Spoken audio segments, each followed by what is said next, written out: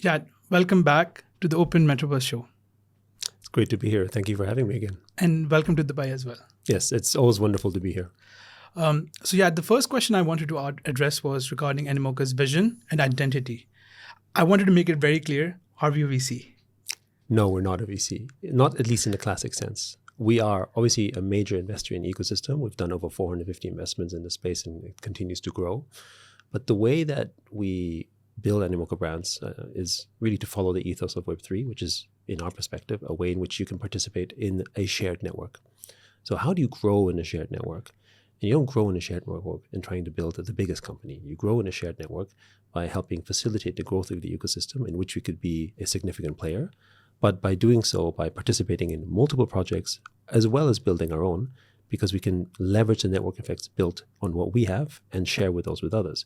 So for instance, we were seed investors and early investors in OpenSea, for example, as well as investors in Magic Eden and different marketplaces, which meant that we don't really need to build our own marketplace. We can use those marketplaces to sell our products, whether it be NFTs or other type of services. And the same when it goes to sort of layer 1 or layer 2 blockchains. We don't need to build our own blockchain. We can leverage and build with others. And so we become investors in them, while at the same time we can build our products and services on top of it. So that's a general shared vision we have. But there's also another mental model we need to think about what's so different about Web 2 and Web 3. Because in the Web 3 environment, everyone gets to participate in the growth of a shared network, right? It's as simple as if you own some tokens in Ethereum, your product may not be the most successful product. But if someone else has a more successful product than yours, the growth of the entire network, you as another participant in the ecosystem actually gets to benefit from that as well. So I pose this question sometimes when you look at some of the biggest companies in the world. I think the top 13 companies in the world, which are generally all tech companies like Apple, Microsoft, Google, have a combined cash reserve of $1 trillion. Right? I mean, that's $1 trillion in cash. And how much do they actually use any of that cash to invest back in the very ecosystems that they built? So take Apple, $163 billion. I think most of the cash is sitting in Ireland. If Apple, thought experiment, was actually going to take, say, 5 or 10% of that cash and actually redeploy it back into the ecosystem as an ecosystem fund or as a facilitator of, let's call it loans, if you will, to people building in the App Store, particularly the indie developers, that VC would be bigger than many of the biggest VCs put together, certainly when it comes to early stage, Series A, Series B type of investing, with an investment pool of $16 billion and rising. Of course, they don't do that. And however, if Apple were to do that, what would happen? Well, we think that there'd be a much more healthier ecosystem. We also think that the returns on Apple will be greater because they actually will be investing in some companies that will become very successful, as we've seen ourselves. And finally, I think it'll be not only a healthier and happier ecosystem, all the people there in the ecosystem will be more than happy to pay their 30%, for instance, because essentially they're putting back into the ecosystem. The kind of fees that these platforms are charging are, basically a tax to be there, but without any of the benefits. I mean, we're willing to pay taxes wherever we are in the world because we get services commensurate to that tax. And then the platforms today is just simply the right to be there. So, this is the Web 2 model. In the Web 3 model, it's different. And you will probably have noticed that unlike Web 2, in Web 3, most companies that reach a certain size also become investors in the ecosystem, invariably so. So as a result, whether it's us, whether it's Coinbase, whether it's a Binance, whether it's an OKX, it doesn't matter, right? In our industry, it's very common to invest through the health of the ecosystem. That doesn't make you a VC necessarily with a fund, but it does make you an investor in the space. And I actually think that if the whole world took this mindset, if we take our corporate balance sheets around the world and we actually reinvested in the ecosystems that helped us make it grow, I think we'd generally have a better place and things would be run more smoothly. And value and wealth would also be more fairly distributed. Understood.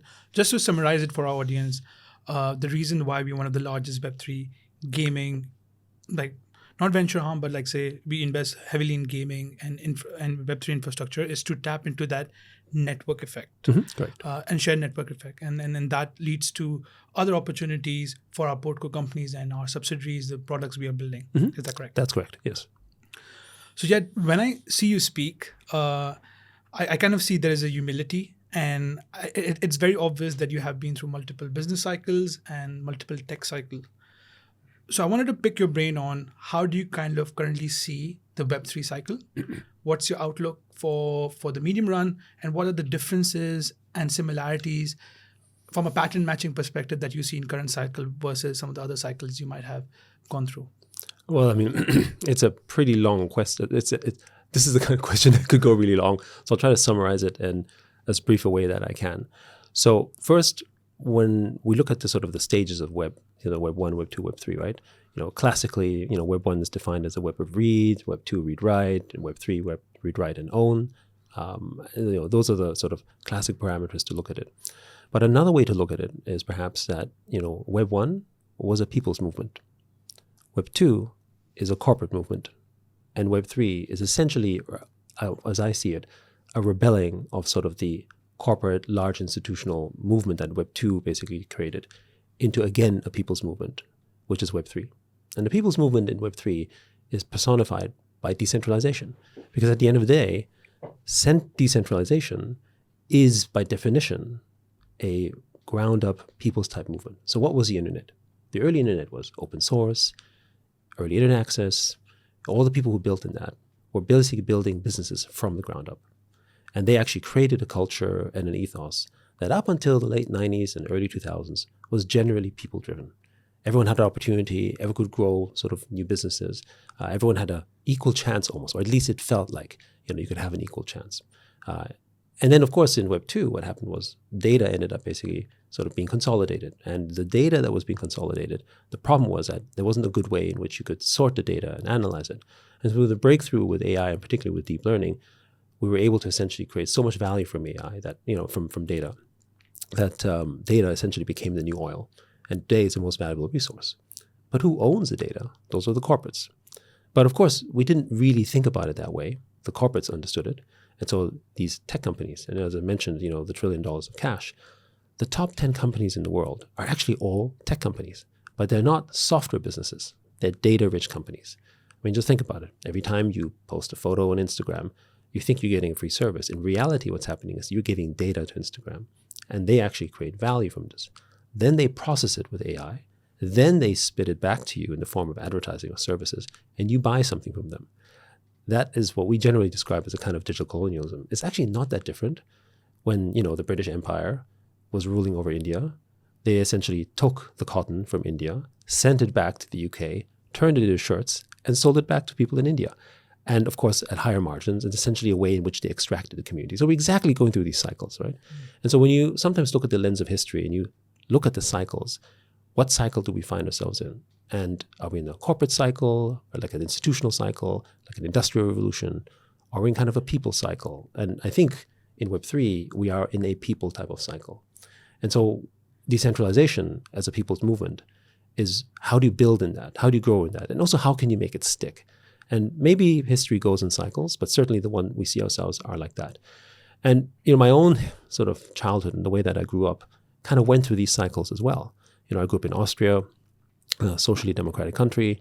My mom, however, used to work, I'm a child of the 70s, so used to work actually in Eastern Germany, so in East Berlin at the Komische Oper. And there I saw, what communism looked like and what sort of mass institutionalization and complete centralization looked like as well.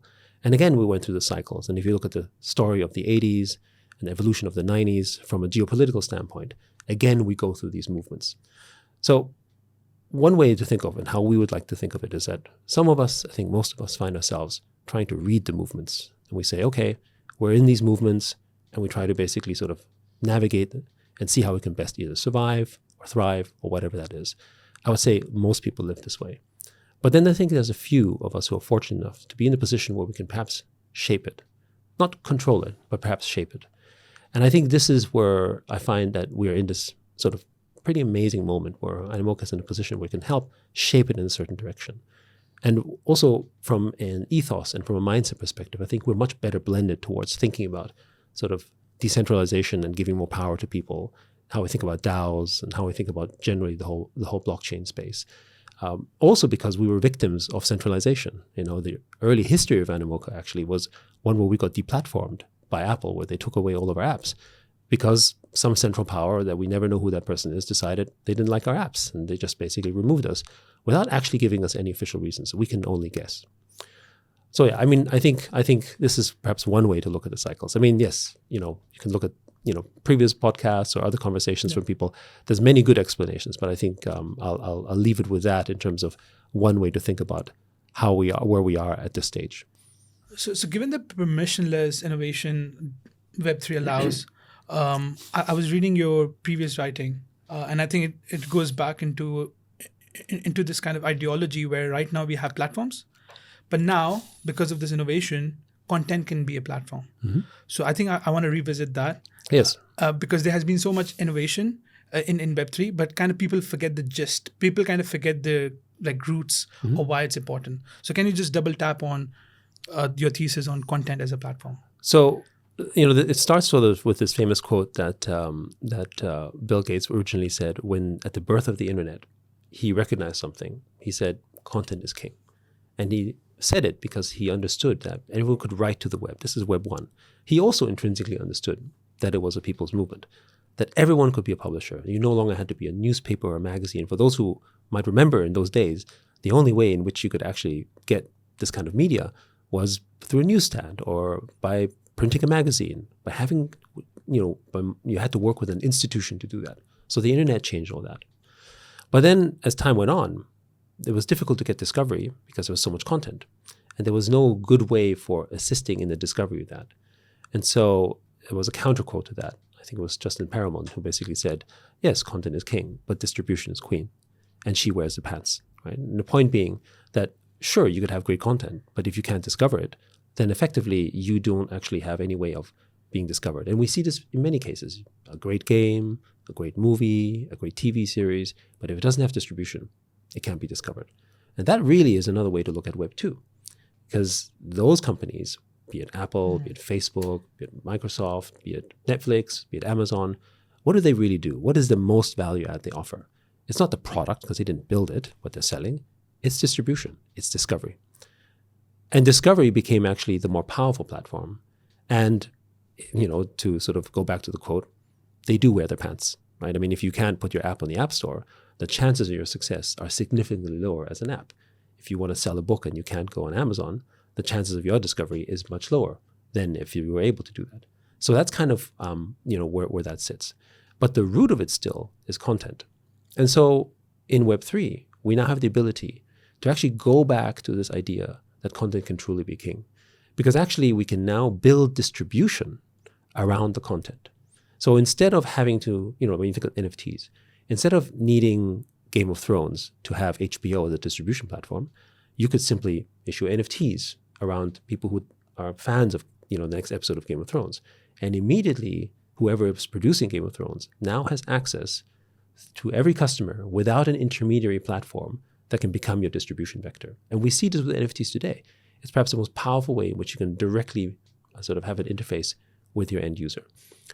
People will say, I have 1 million followers on Instagram. What does it really mean? Do you know who they are? No. Can you reach them directly? Not really.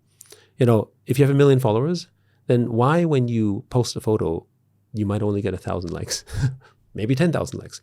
Those are not bad. Maybe 100,000 likes. But why don't you get 1 million? What's wrong with this? Because you actually don't have real access to the customer. You don't know who they are. And even the people who are liking it, the chances that they are the same people who are actually following you is certainly not a one-to-one, right? So that sort of means that, again, the only party that knows this is the platform. And so in Web3, we're able to do that. And I often give the example of the car, because we have decentralized ownership of cars. The way that we can have decentralized ownership of cars allows third-party intermediaries to use the ownership of the car as a platform to sell something. So now we have baby seats, and we have people who create different wheels, and we have drivers, and we have Uber, and we have Lyft, and we have gas stations, and we have car parks, all that kind of stuff. None of them have to go back to the original car manufacturer and say, am I allowed to provide this service? And so you have a business or businesses and an industry around the ownership of cars that is far, far greater than the actual sale of cars itself. And economies and industries grow from that. And in Web 2, however, in the digital way, that's not possible. So every time you hired a driver, you'd have to pay Tesla 30%. And Tesla has to first approve the driver. I mean, that's kind of how that would work. If you want to do an Uber or Lyft, Uber and Lyft would have to first get approval from the car producer in the Web2 paradigm to be able to do that. And in NFTs and in Web3, you can see how that can be built. If you have a Bored Ape, if you have a Mocaverse NFT, I can now offer you an airdrop to become your customer. I can reach you directly. And also, we as the creators of platform can do that. So content becomes a platform, and we're going to be building businesses, as we are today, around the ownership of this. I'll close with this thought, for instance. Imagine you were trying to create a new watch brand. How are you able to, and you want to sort of target the Rolex customers around the world.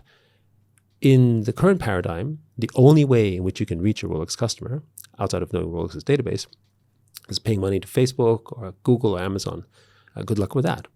Or in the Web3 paradigm, you can actually have an NFT that certifies your true ownership, which means I can now not only contact you directly, I could give you benefits for you to become my customer. And both sides win.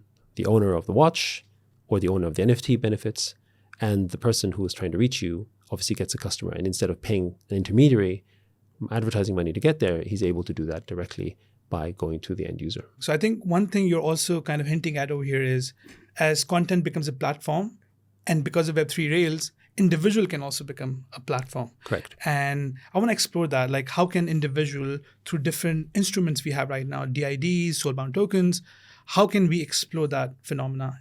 Like individual, like myself, can become a platform itself. It kind of starts a little bit with the fundamental principle of what we at Animoca Brands believe, which is digital property rights, which is really a digital extension of physical property rights. And it really goes down to the original sort of, Lockean belief, right? Which is essentially that, the labor of our body and the work of our hands, should rightfully be our property, right? I mean, that's basically how he thought of it, hundreds of years ago. But of course, at that time, there was no digital context, right? He didn't understand how that would work. He was more thinking that labor at the time was very physical in nature. But today, what is that labor? And that labor is actually primarily digital in nature. We're programming on computers, we're using a laptop, we're using a phone. So we're not actually physically using our hands in that sense. So what actually is the value that we generate is essentially, the work of our minds, basically. And that essentially should be our property because it comes in the form of data. And that means that everything we do, actually, if the sort of, the labor of our time and the work of our minds is our property, then we become a platform ourselves. No different than I just described earlier. If you have an NFT, that's a property that's generated. That becomes a platform in itself. Now take that from a social extension standpoint. I would argue that every human, or most humans alive, are platforms in their own way. When you think about the circle around your immediate family, then you take the circle around your friends, then you take the circle around maybe the ecosystems and some of us reach more, right? If you're a celebrity or if you're, a politician or something, some of us reach less, but we are all platforms. If you take a look at and take an account on a weekly basis of your interaction with your friends, how many times did you probably do something that either promoted a product, recommended something, did something, whatever it is? You actually are your own advertising platform. You are your own promotion engine. You are your own belief system. You are your own values generator.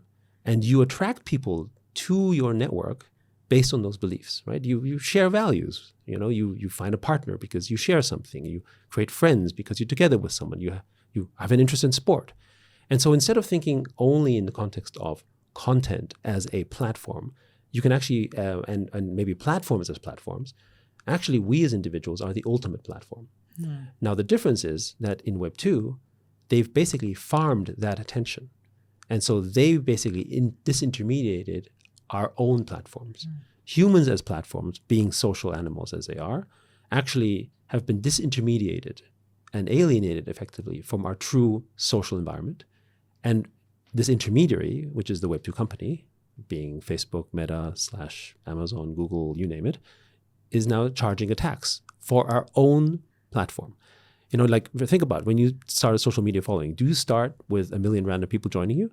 No, you start with everyone you know and people who believe your values and follow you. So that's what we mean by that, right? Yep. And so if that's natural, which I think is an actual natural sort of state for us as humans, then we being platforms have to be able to find a way in which we can realize that effectively digitally.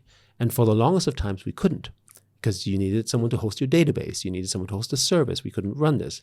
But again, because Web3 is run on decentralized rails, on blockchain, if I own, NFTs are a good example of how you could build your own platform. Nobody said you have to charge for it. Yep. For instance, hey, I certify that I like Animoca Brands or I follow you, then maybe owning a Mocaverse NFT is a representation of that.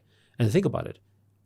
Mocaverse NFTs do not require any dependency on a platform. Sure, we use Discord for communication, we can use Telegram, we use Twitter, but the customer, the way to reach him, we know who he is. Yeah. He's on chain.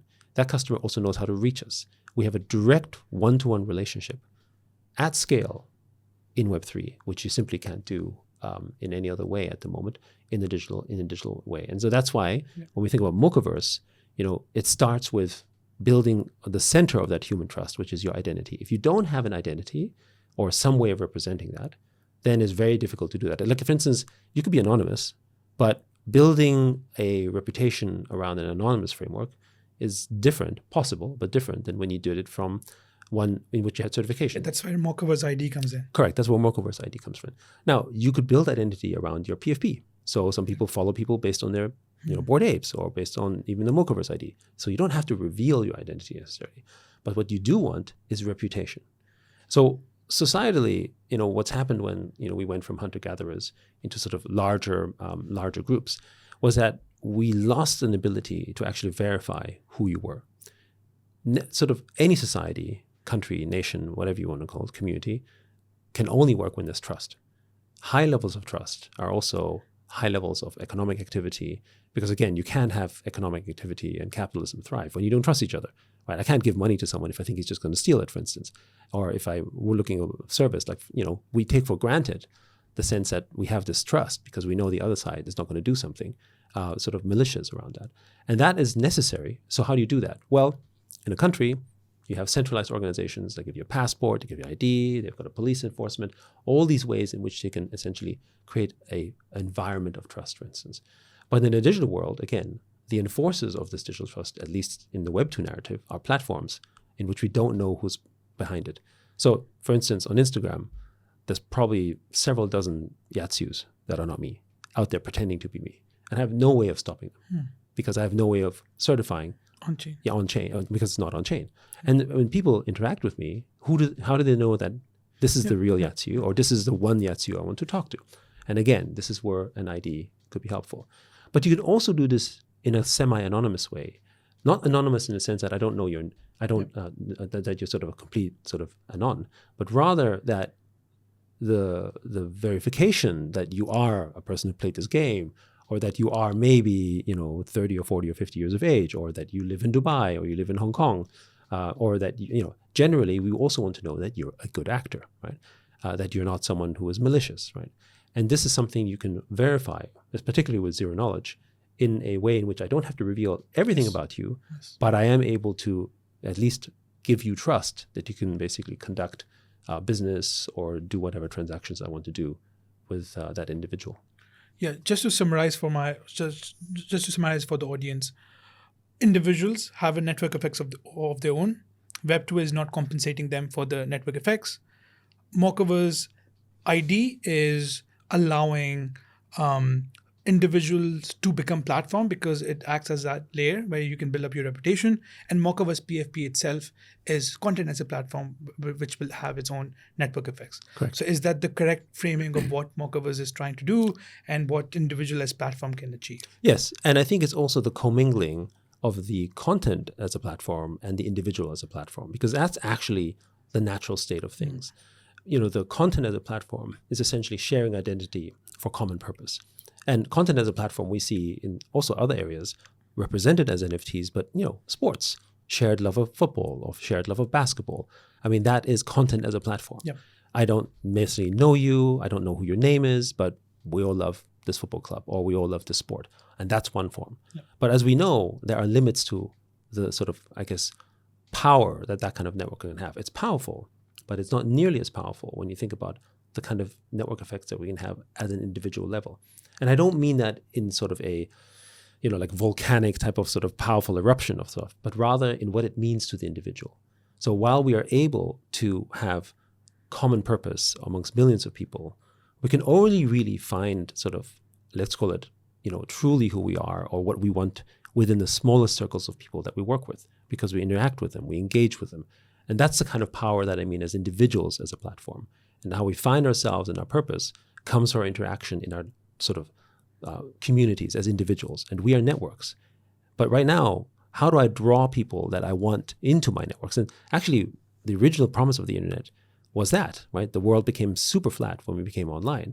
And now it's becoming super polarized, because while we're all online, we're actually not able to truly connect with the kind of people that we want without agenda or these things that essentially platforms are farming us for, rather than actually being able to do this individually. So I see, individuals as a platform really as a way to sort of provide new platforms of hope and opportunity that are actually better for the world, broadly speaking. Also because the power bases that control our platforms will become more decentralized.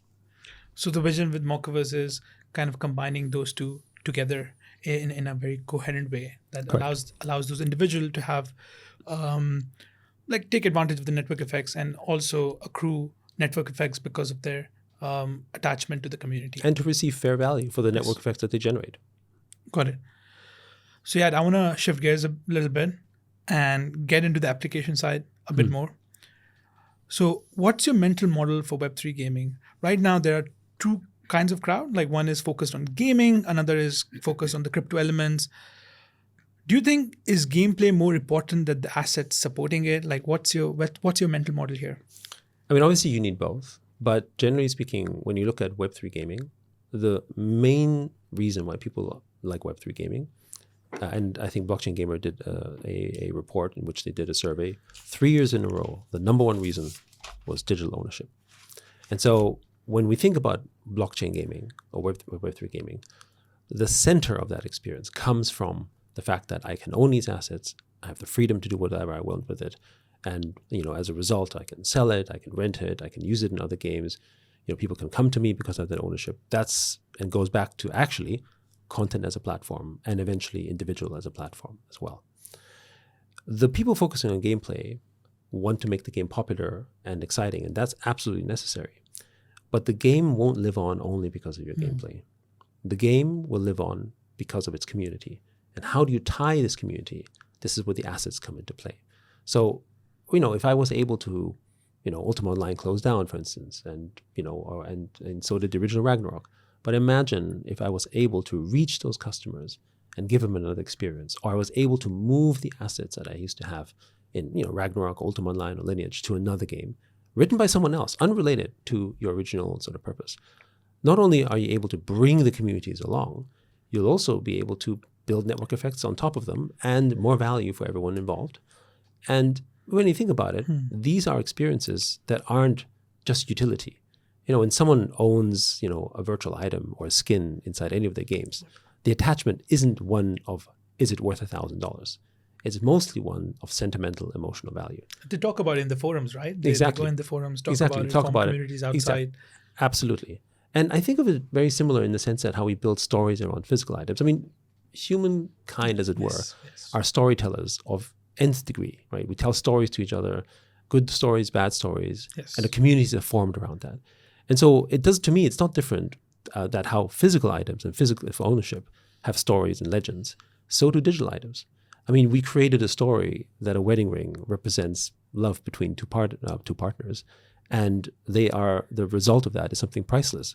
But actually, when you buy it from the store, it's the same price for almost everyone. It's made of a material that is, a commodity that you can easily produce. Nobody would be able to tell the difference between one ring and the other. And yet, because it's held by two parties, it ends up becoming special, priceless, because it has a story. And in the gaming world, we have these stories. And so I think, actually, the power comes around the asset ownership and the networks and the stories that can evolve from that. I think gaming is a powerful tool of engagement, but it doesn't end with gaming. The end state isn't the game. The end state is the ownership and the games that can be built around that. So, in Web2 gaming paradigm, playing the game and the gameplay was the sole purpose. So the digital goods or assets existed to support the game because that's how the game studio made money. But in Web3, it's the other way around.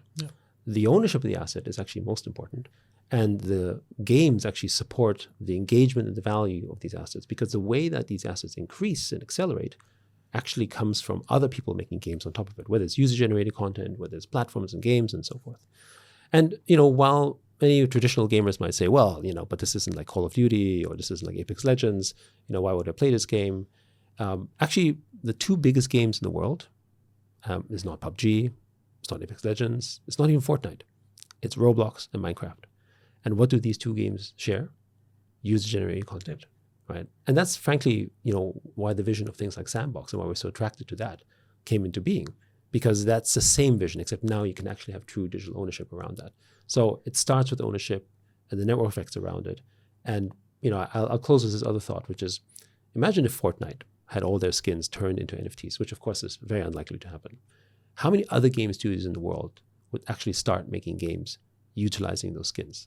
And we think that in itself will create a massive, massive industry simply around people who are utilizing Fortnite skins to basically create new game experiences, whether it's like a fashion week or whether it's a racing game. It doesn't really matter, right?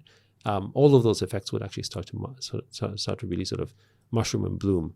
And actually, in the Web3 paradigm, you can create a benefit, you can tax it, or you can create more assets in a way that gives more value to the Fortnite community, which of course in Web2 you can't do, which is why they would resist it. So TLDR in Web3, as far as games are concerned, the meta games around the asset ownership and the stories around the asset ownership is as important, if not more, than the actual gameplay. Correct. And I think that also kind of leads naturally, like that's one of the reasons why PFP sometimes tend to have large network effect versus, let's say, a brilliant AAA quality game in Web3 because of this. Absolutely. Yeah. Absolutely. And one of the things that I think sometimes people forget, when you actually think about when you play your game and you measure your time, how much time do you spend in the metagame inside the game versus the actual game itself? For instance, when you're playing, a game like Clash Royale, sure, you're playing the game itself, maybe 3 minutes, 5 minutes, right? But how much time do you spend organizing your battle cards, your position, purchasing chests, playing around, all of that? The metagame inside those games is actually more of the game when you think about the time you spend in many cases, rather than the actual action of playing the game itself, right? And I think, the biggest games in the world, especially RPG games, metagame is everything. Very fascinating. So yeah, I now want to discuss your mental model for L1s. Right? Is there a need for thousands of blockchains, app-specific, sector-specific, different virtual machines? What's your mental model there? So, I've shared this earlier. I think of L1 and L2s kind of like nations because they're communities. And to me, a nation, I don't necessarily mean that it has to be a state with a passport and all that kind of stuff. But effectively, there is a kind of community building that comes with it, a sense of identity, right? And they become platforms in their own way, shared with a common purpose, right? That's essentially, to me, what L1s and L2s are. Whether you're a gaming chain, whether you are a culture chain, whether you are, faster for transactions, whether you're just for B2B, all of these are simply ways in which you say to a community, you ought to be here because I will give you the best experience for you as that member of that community, right? That's basically how I see it. And that means, to me, I don't think it's about, 10, 20, 100, or 1,000 chains. It could even be 1 million chains for that matter, if there is a need for that, or if communities can sort of aggregate together around this. And we see the kind of tribalism that actually happens around L1 and L2s. And tribalism isn't simply, it's not a utilitarian conversation. It's not like my chain is faster than yours, therefore it wins. I mean, that's an argument that many people have made in the past. And, in a stubborn belief that because I'm faster, I'm better. As simple as that. And it turns out that actually that wasn't true at all. And we're still using Ethereum, right? And Ethereum has most of the liquidity. And why is that? Because Ethereum actually had probably the deepest sense of, I guess, community, the strongest sense of, let's call it, national identity of a chain relative to the ecosystem around them, and a kind of, let's call it, digital patriotism. Bitcoin users, particularly the maxis, moving over to Ethereum as an example, probably not going to happen, at least for many of them, right? And it's not to do anything with a purely logical perspective. It is actually more got to do with values and belief. And so when you think of blockchains themselves, I mean, they are consensus protocols. And what is a consensus protocol? Well, it's consensus, meaning it has to be done by agreement in some kind of framework, which actually at root is political in nature, right? Whether it's proof of stake, whether it's DPoS, whatever you call it, we're actually talking about a political system. Yeah. And so L1, L2s are in effect, political, socioeconomic structures that are mostly capitalist in nature. And therefore, if you believe in one system or the other, just how we believe in one system or the other in the physical world, you will be attracted to the consensus mechanism and the businesses that build around it. So the politics and the culture of L1 is more important than the tech itself in many cases. Yes, because also I don't think tech is exclusive. I think Polygon is a great example. When Polygon ended up building up its community, becoming really one of the leading culture chains, particularly when it comes to entertainment and gaming, especially in the early days, one can absolutely argue that their technology was not, prior to sort of ZK, was, as vanilla as any other. They were not faster, they were not better in a purely technical perspective, but they knew how to build community. And the community ended up having a way in which they were incentivized to build and work with them, and they were followers of it. And all these things that I just described actually is one of the reasons why you could argue at the time, technically inferior technology ended up still being more successful in adoption than a more, let's call it technically superior, but which doesn't have any community. And I think this is the thing about blockchain, because blockchain is at root a human technology, and the human side of that technology is more important than the purely technical perspective, right? Because otherwise, again, the use case, let's call it the sort of utility use case of Bitcoin itself is in and of itself kind of nonsense, right? If you think about the fact that it costs a lot of money from a transaction standpoint, and it's really sort of mostly used to hold digital gold and the value, which, again, is, the story that we've agreed as a community to sort of rally around. And that story, by the way, I think is becoming unassailable, right? So Bitcoin in itself is having the same kind of legendary status as we see with, certain kind of fiat currency. It's the same thing, right? I mean, we give it its value because we believe in this, not only because of its present, because we want to see it sort of manifest in the future. Yeah, we'll come to Bitcoin ecosystem in a bit, but I want to do a thought experiment with you. Of course. So if culture and politics and ideological alignment for L1 is important, so let's say when somebody is evaluating an entrepreneur, whether we should back them or not, if they're building infrastructure, should we look for skills that are common with politician or religious leader, or should we prioritize more in terms of like deep tech knowledge? Like, how would you go about this, like evaluating a founder for L1? So a founder for L1, I think, needs to have all of this, right? And which means also it's not one founder, it's multiple founders, right? I mean, just how you think about a team. You can't have one person that represents all. I mean, there might be some, but that would be pretty difficult. I think most people actually have a combination through the teams they build, the co-founders, whatever that is. But without having all of these together, I think actually it's really, really hard for that sort of L1, L2 to succeed. And just to be clear, someone who could be really strong technically, that person may not necessarily be your most typical, let's call it leader, in terms of maybe a great orator or maybe sort of someone who's very spiritual, because he might be able to appeal to a certain kind of a technical audience that believes in this. And so, even when you look at very technical chains, the people who follow them actually tend to be much more technical in nature because they understand that language. And we see this interaction in various forums and so as well. So, but it does start, I think, from the community narrative, not from the technical narrative, because I also believe that generally speaking, technology will catch up to where it needs to be over time, right? Because, time and money essentially is the great equalizer of everything. And so in that sense, if, we see this in chains as well, you get, like whether it's Ethereum moving from proof of work to proof of stake, or whether it's, how Polygon developed, or, all of them who are transitioning their technologies from one place, or look at what happened with Immutable, for instance, right? I mean, these are all transitions and consolidations and changes that happen as the industry advances. You can't actually take a snapshot in time today and just say, okay, well, if this is best tech today, is it an indicator to say that it's the best tech in the future? And we know that is not necessarily true. So what's the one that gives the staying power? And that's actually typically community.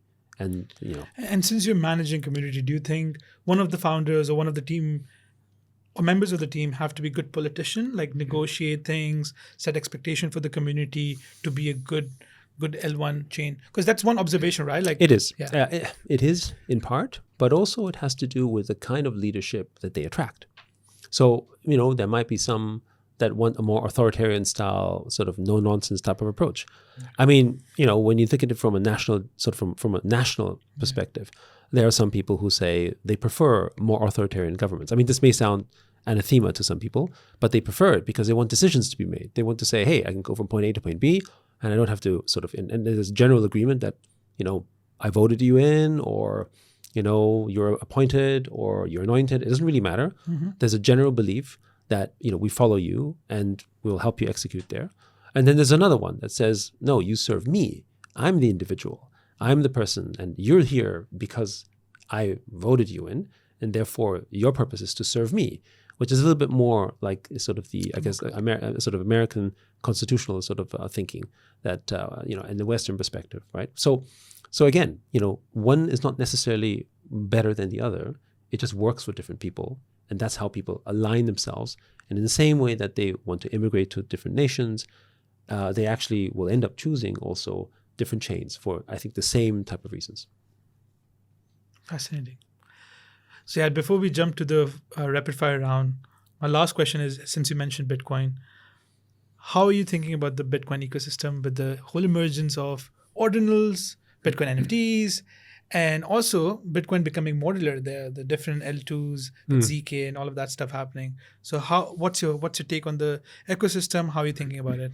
Well, I'm super excited about the Bitcoin ecosystem, especially, since the advent of, inscriptions and ordinals. Really, it's really given, I think, Bitcoin an actual utility and a purpose, not only because it's better for miners, which is actually a different long-term question around how do miners make long-term fees beyond price go up, and actually, more services and activities like ordinals and inscriptions are solves the tokenomics issue as well. It is. I think it absolutely does.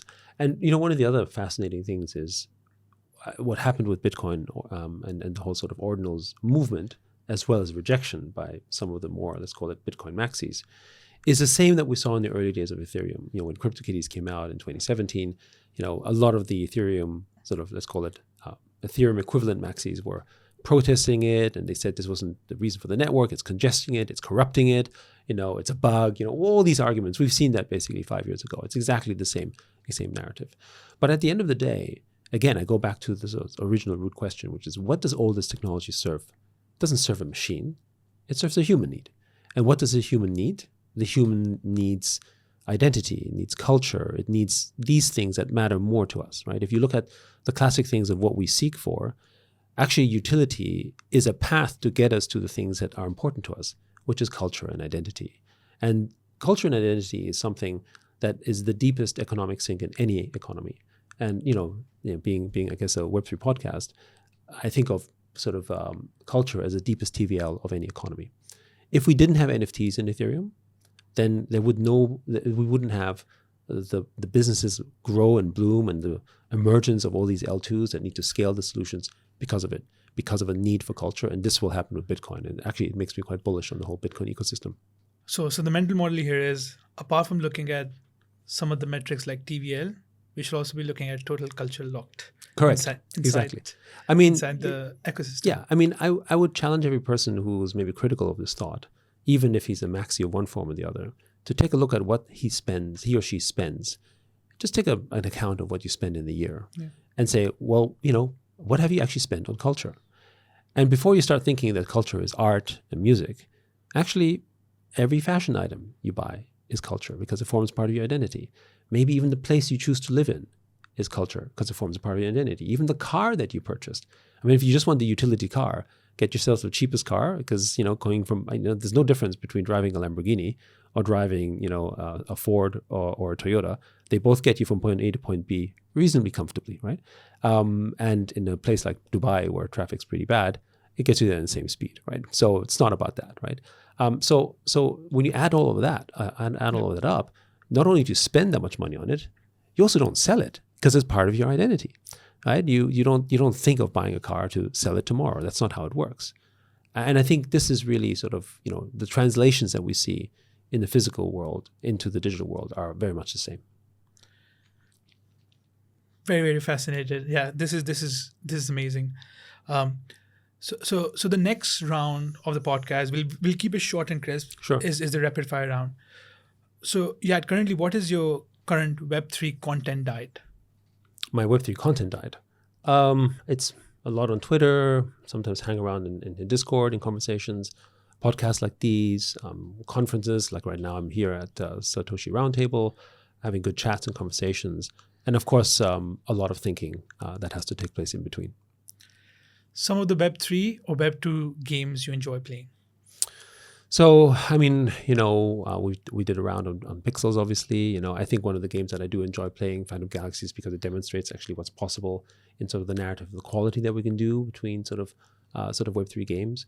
I would say, the Web2 games that I play is mostly because of my kids. And I guess the one game that I play still today a fair bit is, when I can, is Apex Legends, only because, my kids do play it and we can play it together.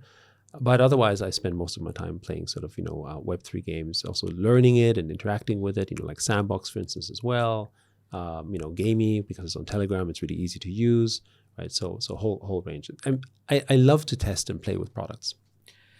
So yeah, if you could uninvent something, what would that be? I don't know. I don't necessarily agree with this idea of uninvention, because even if something that was invented created a problem, we wouldn't actually be thinking around advancement around it. So I do think of progress as I think of progress and building the future as obviously a double-edged blade. And I think you can't build a better future if there isn't an element of risk attached to it, right? It's hard to do that, right? I mean, It's I know non-linear. Yeah. Yeah, it's not only is it non-linear, it's to me it's stakes, right? If the stakes are high, then the progress and the innovation should be high as well. At least if it's safe, if it's harmonious, if it's like no problem, just do it, then actually you're not making a change. You have to work within the confines of whatever it is that you do. And this to me isn't just technology, it's political, it's social change, it's all these things.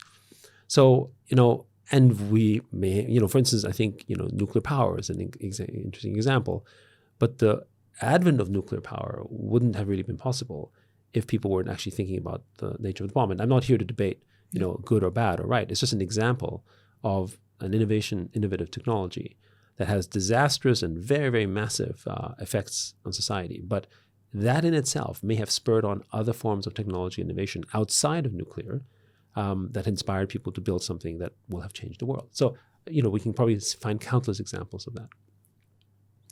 So yeah, with the advent of AI, do you think crypto/Web3 rails be a source of UBI?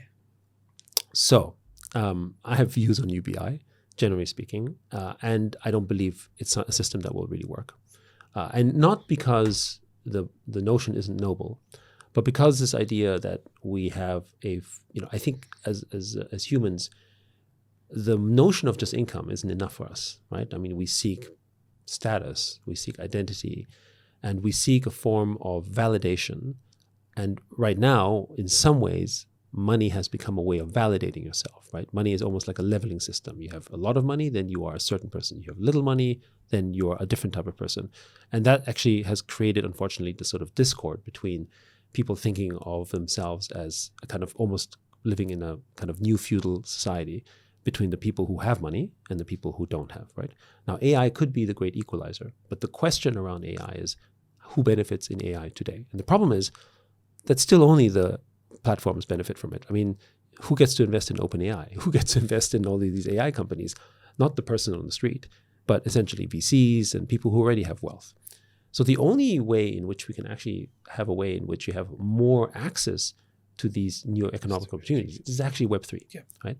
And so the integration of AI into Web3, in which all of us essentially can be stakeholders in what's being built, to me is an accelerator of everything that happens in Web3.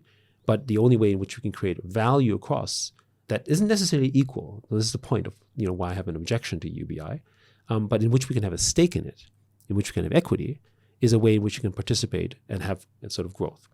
And capitalism doesn't work when everyone has the same. And also then the big question becomes, who decides what you get? Right? That's the other big issue, right? And the element of effort and the element of reward that doesn't come with some kind of agreement of you worked harder or you did more or you did whatever, and understanding that there's luck involved. Actually, without that equation, I think you have many problems, which is what I experienced when I was traveling around Eastern Europe and visiting my mom and seeing what that was like. And again, it's not a fair apples to apples comparison, but again, the point is that it's not something that you've earned. And I think people do want to, for their own sort of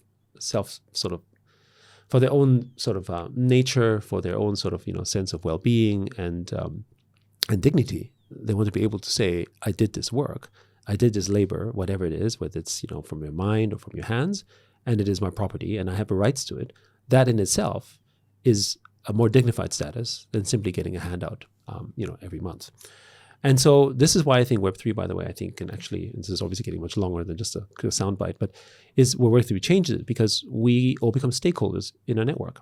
And as a result of becoming stakeholders in the network, we are also now able to participate in its growth. And if we put more value into the network, then we receive more on it. So I think of a future less in terms of UBI, but more in sort of a kind of UBE as a universal basic equity.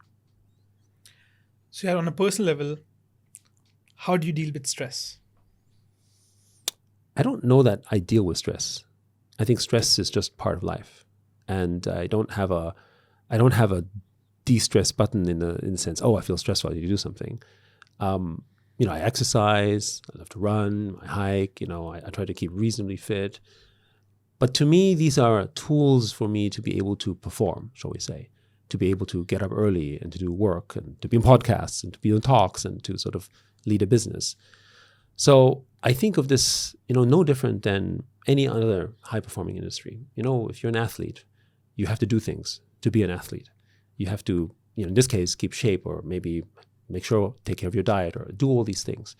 I think of leadership and I think of running a business in the same way. So as an individual, if you want to perform the best you can in whatever purpose you're trying to drive, then you have to be essentially performant in sort of mind and body. And so I guess that's how I think of it. So I do these things to help me, but I don't do it, I don't do it because I love workouts, or I don't do it because, I'm passionate about running in and of itself. It's fun. I do it because I know that it helps me do my work better. Good tips as well. So before we conclude the podcast, you're currently in Dubai. What are your favorite things about Dubai and the MENA region? So, Dubai in particular, I would say, what I love about the place is it feels like the original metaverse. When you think of where Dubai was, I visited Dubai, I remember, I think it was 2001 or 2002, I don't remember, for the first time. And it was amazing how there was literally nothing. I think, the palm, I don't know, they were just building it or maybe there were scraps of it. I have no idea, right? Later after, there was some news that, some billionaires bought some islands off that looked like a country, whatever that was. Anyway, it was not that different from how, the sandbox is evolving in some ways.